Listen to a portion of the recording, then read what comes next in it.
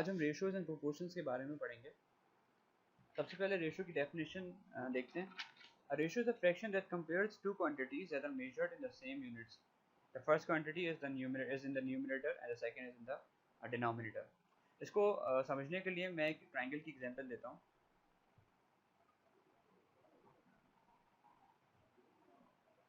एक ट्रायंगल है जिसके साइड्स हैं A, B और C।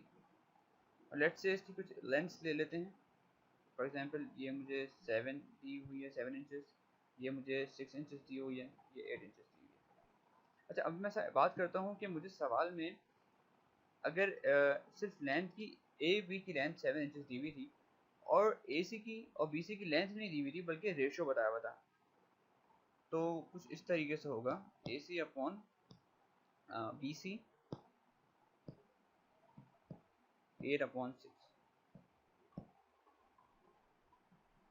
तो रेशियो जो है वो एक्चुअल लेंथ को रिप्रेजेंट नहीं करता बल्कि उनके सिंपलेस्ट रेशियो को शो करता है, सिंपलेस्ट आंसर को शो करता है। फॉर एग्जांपल अगर मैं कह रहा हूँ कि 8 और 6 जो है इनका रेशियो है, तो ज़रूरी नहीं है कि 8 और 6 इनकी एक्चुअल लेंथ हो। मतलब अगर मैं इसको इस तरह से लिखूँ कि ये 32/24 है, 32/24 है सॉरी। अगर मैं इसको 4 की टेबल में देखता हूँ तो ये भी 8 और 6 बन जाएगा। सही है, तो एक्चुअल लेंथ इस केस में क्या 32 और 24 थी, लेकिन रेशियो 8 और 6 बन गया। 8 और 6 मजीद सिंपलीफाई होके 4 और 3 भी बन सकता है। मैं अगर एक टेबल बनाऊँ इसका,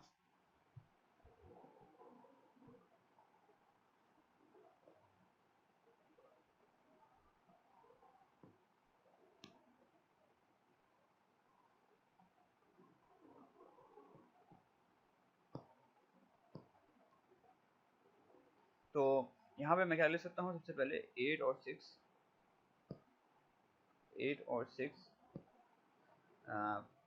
32 24 या फिर 4 3। तो 4 3 से मजीद सिंपलीफाई नहीं हो सकता क्योंकि ये सिंपलेस्ट फॉर्म है।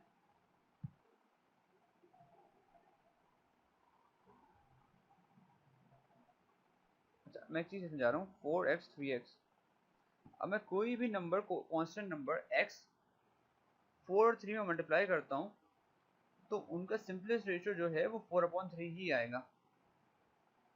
सही है, लेकिन शर्त ये है कि दोनों से मल्टीप्लाई होना चाहिए। तो ये कुछ एक फर्स्ट ओवरव्यू था रेशियो का। अब हम कुछ प्रॉब्लम्स करते हैं रेशियोज की। रेशियोज की प्रॉब्लम करने से पहले हम एक टेक्निक का जिक्र करेंगे। एक तरीके से आप कह सकते हैं कि एक ट्रिक है इन सवालात को सॉल्व करने की। वो क्या है कि in any ratio problem write the letter x in front of the numbers which are in ratio and use some given information to solve x। तो अगर कोई नंबर आपको रेशियो में दिया हुआ है तो आप सिंपली उसके आगे x डाल देंगे, दोनों के आगे, जिसका जिक्र मैंने इससे पहले भी किया था कि x क्यों लिखते हैं। इसको मजीद समझने के लिए नीचे एक एग्जाम्पल दी है, इसको समझते हैं। In a right angle triangle, the ratio of the length of shorter leg to the longer leg is 5:12. If the length of the hypotenuse is 65, find its perimeter. Parameter find करना है, सिर्फ hypotenuse की length दी हुई है, बाकी दोनों lengths के हमें रेशियो दिए हैं। इसकी डायग्राम बनाते हैं, उसके बाद बात करते हैं। से ए बी और सी, हाइपोटेन्यूज की लेंथ मुझे 65 दी हुई है, बाकी मुझे लेंथ्स का रेशियो दिया हुआ है 5:12। ठीक है, अब क्योंकि रेशियो दिया हुआ है तो हिंट क्या थी, ट्रिक क्या थी कि हम जो भी रेशियो दिए हुए, जिन नंबर से रेशियो दिया हुआ उनके आगे x लिख देंगे। तो यहाँ 12 और 5 रेशियो में है तो सिंपली हम उनके आगे x लिख देंगे ऐसे। अच्छा, फिर हिंट में टैक्टिक में क्या लिखा हुआ था कि हमें दी हुई इंफॉर्मेशन को इस्तेमाल करते हुए x की वैल्यू निकालनी। यहाँ पे इंफॉर्मेशन मेरे पास जो दी हुई है वो ये है कि ये एक राइट एंगल ट्राइंगल है। राइट एंगल ट्राइंगल है तो हम पाइथागोरस थ्योरम लगा सकते हैं, और पाइथागोरस थ्योरम के मुताबिक ये 65 square is equals to 5x का स्क्वायर प्लस 12x स्क्वायर हो जाएगा। तो जब मैं सॉल्व करूँगा इससे मेरे पास x की वैल्यू जो आ जाएगी, एक्स स्क्वायर की वैल्यू मेरे पास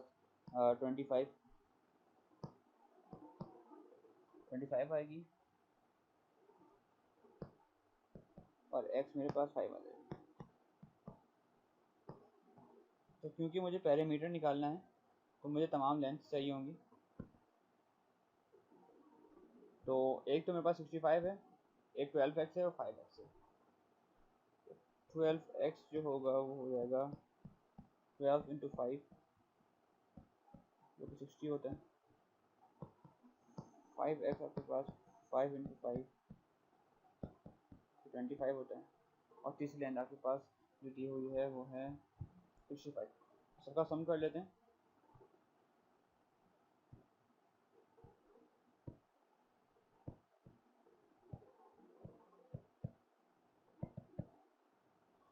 sixty plus 65 plus 25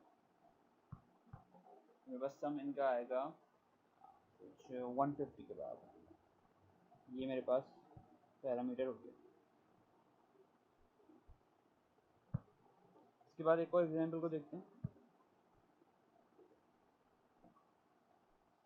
What is the degree measure of the largest angle of a quadrilateral is the measure of the four angles are in the ratio 2:3:4। तो quadrilateral है, उसकी sides के ratio दिए हुए हैं। Quadrilateral कोई भी सतह ज़रूरी नहीं है कि एक स्क्वायर हो या रेक्टेंगल हो, लेकिन हम अपनी आसानी के लिए जूम करने के लिए कुछ भी बना देते हैं। साइड्स के रेशियो 2:3 सॉरी 2:3:4 दिए हैं। अच्छा, क्योंकि रेशो दिए हैं तो फिर मैं दोबारा x लगा देता हूँ सब में। अच्छा, क्वाड्रिलेटरल, अब हमें क्योंकि गिवन इन्फॉर्मेशन को इस्तेमाल करना है तो इन्फॉर्मेशन हमें खुद जज करनी होगी सवाल में क्या है। इस सवाल में इन्फॉर्मेशन क्वाड्रिलेटरल की दी हुई है। क्वाड्रिलेटरल की हमें इन्फॉर्मेशन पता होनी चाहिए कि तमाम जो एंगल्स हैं उनका सम जो होता है 360 डिग्री के बराबर होता है। अच्छा, ये साइड्स रेशो में दी हुई हैं एक्चुअली, ये उनके 4 एंगल्स हैं जो रेशो में हैं। तो ये 2x है, ये 3x है, ये भी 3x है, ये 4x। 2x कह देता हूँ, ये 3x, ये 3x और ये 4x। ये 4 एंगल्स हैं जो कि रेशो में दिए हैं। तो इन चारों का सम 360 के बराबर होगा। अब इसको x के लिए सॉल्व करूँगा तो मेरे पास सिंपल आंसर आ जाएगा और आंसर है 30 डिग्री। क्योंकि मुझे लार्जेस्ट एंगल निकालना है तो मुझे लार्जेस्ट एंगल पता चला है कि पता चल जाएगा देख के कि 3x 2x और 4x में 4x सबसे बड़ा होगा, तो लार्जेस्ट एंगल भी 4x होगा। 100 डिग्री का लार्जेस्ट एंगल मेरे पास क्वाड्रिलेटरल में आ रहा है। Now we are going to see what is proportion. A proportion is an equation that states that two ratios are equivalent since ratios are just fractions. Any equation such as 6/8 is equals to 3/4 in which each side of a single fraction is a proportion. In which each side is a single fraction is a proportion. अब होता क्या है कि अगर दो ratios हैं उनको मैं इक्वेट करवा रहा हूँ तो वो इक्वेशन जो है प्रोपोर्शन कहलाएगी। और जाहिर सी बात है जब वो दो जो रेशोज हैं वो इक्वेट हो रहे हैं इसका मतलब वो बराबर भी हैं। प्रोपोर्शंस की प्रॉब्लम्स को सॉल्व करने का तरीका ये है कि अगर एक प्रोपोर्शन मुझे दिया हुआ है a/b = c/d, तो मैं इसको क्रॉस मल्टीप्लाई करा के ad = bc लिख सकता हूँ। सबसे पहले एग्जाम्पल हमारे पास बहुत आसान सी है जिसमें हमें x + 3/19 एक रेशो दिया हुआ है, x + 5/20 एक रेशो दिया हुआ है, और क्योंकि ये इक्वल है इसलिए एक प्रोपोर्शन है। तो सिंपल क्रॉस मल्टीप्लाई करेंगे x + 3 × 20 and x + 5 × 19।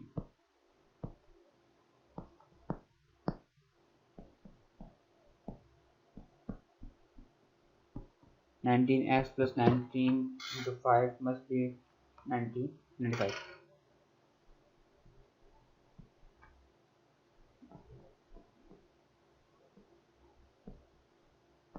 This is the answer.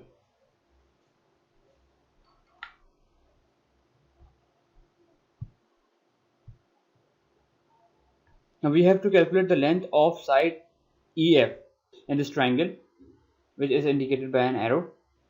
Here the length of hypotenuse is only given and all other two sides are unknown, so we cannot use Pythagoras theorem. Therefore we will take the help of triangle ABC जो पहला triangle है.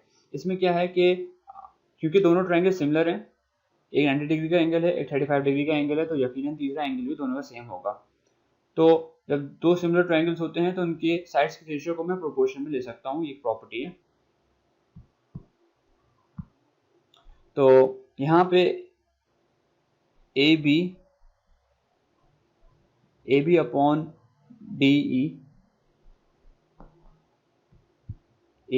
DE is equals to BC upon EF.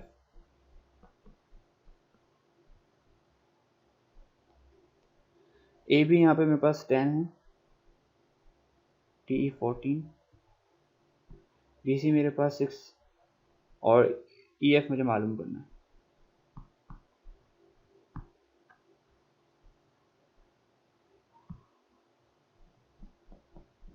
EF की मेरे पास value जो आएगी वो आएगी 6 into 14 divided by 10, which will become 8.4. Next problem पे मूव करते हैं एग्जांपल पे.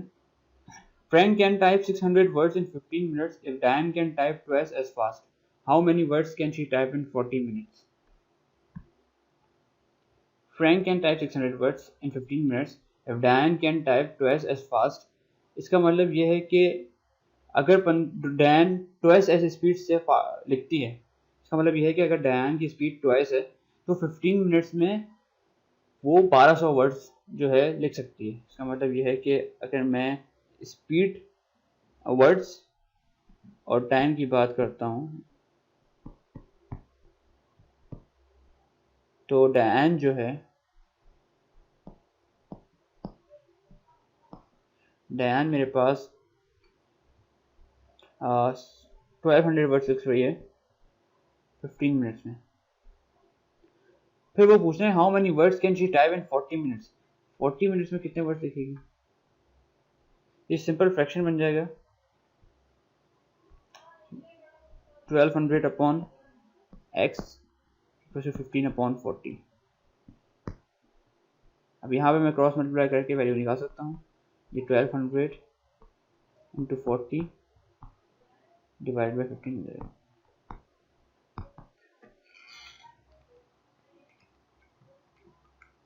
3200 आंसर आएगा.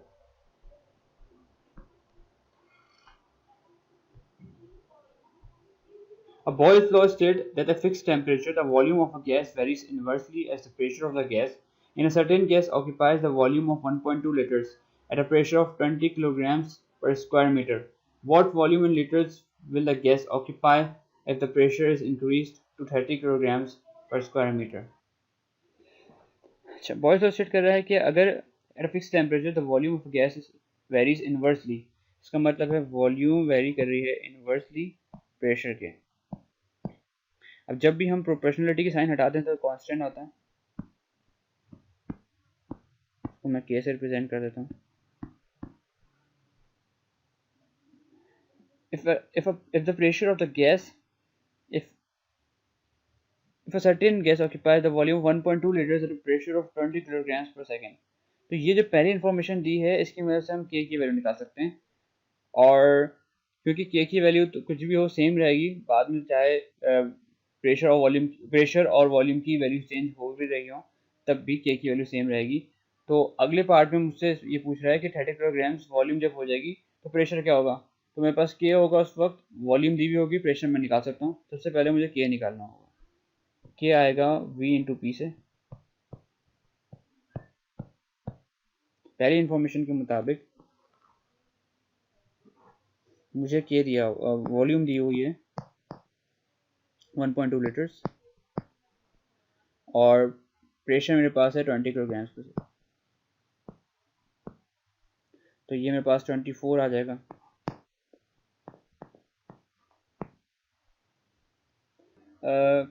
सवाल में प्रेशर चेंज हुआ है, वॉल्यूम फाइंड करनी है और के हमने निकाला हुआ।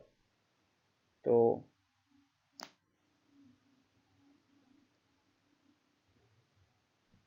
V is equal to K upon P। K मेरे पास 24 आया है, प्रेशर मेरे पास बढ़ के 30 हो गया, तो मेरे पास 0.8 लीटर आंसर आया। प्रोपोर्शंस का लास्ट सवाल हमारे पास ये है, assume x varies directly with y and inversely with z, and that when x is 6, y and z are each 9, what is the value of y plus z when x is equal to 9? तो यहाँ पे क्या है, assume x varies directly with y, इसका मतलब है x is equal to ky, और फिर हमारे पास लिखा है कि x varies inversely with z, then it would become x is equal to c upon z. Okay, now when x is 6, y and z are each 9. X is 6, y and z are each 9. So I can calculate the values of k and y using this information.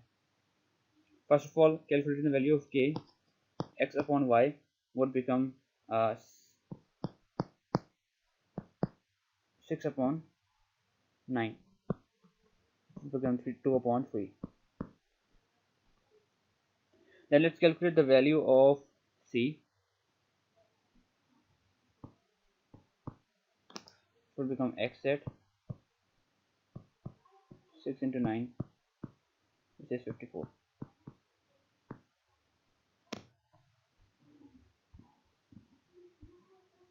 Now we have to find the values of y plus z when x is 9.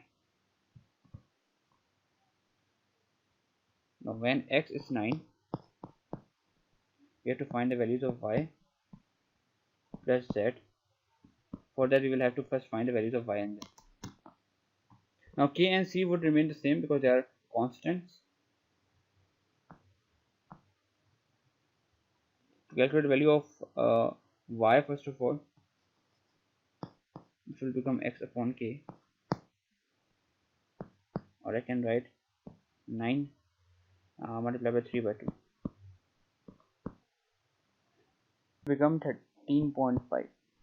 Okay, now we will calculate the value of z using this equation.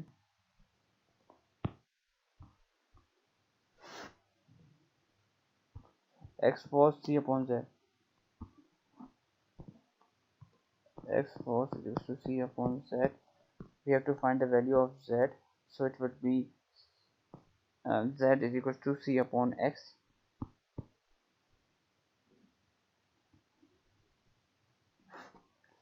Our constant c was 54. You can see it here. It was 54.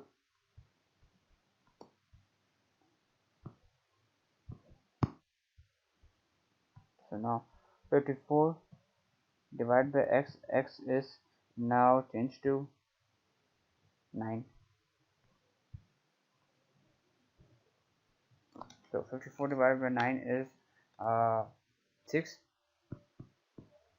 The value of y came to be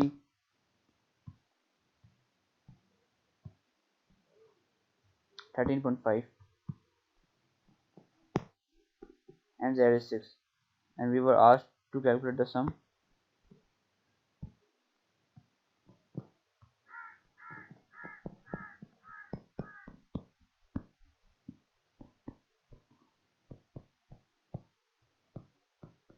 This is the final answer. उम्मीद करता हूँ आपको समझ आया होगा। अपना बहुत ख्याल रखिएगा। अल्लाह हाफ़िज़।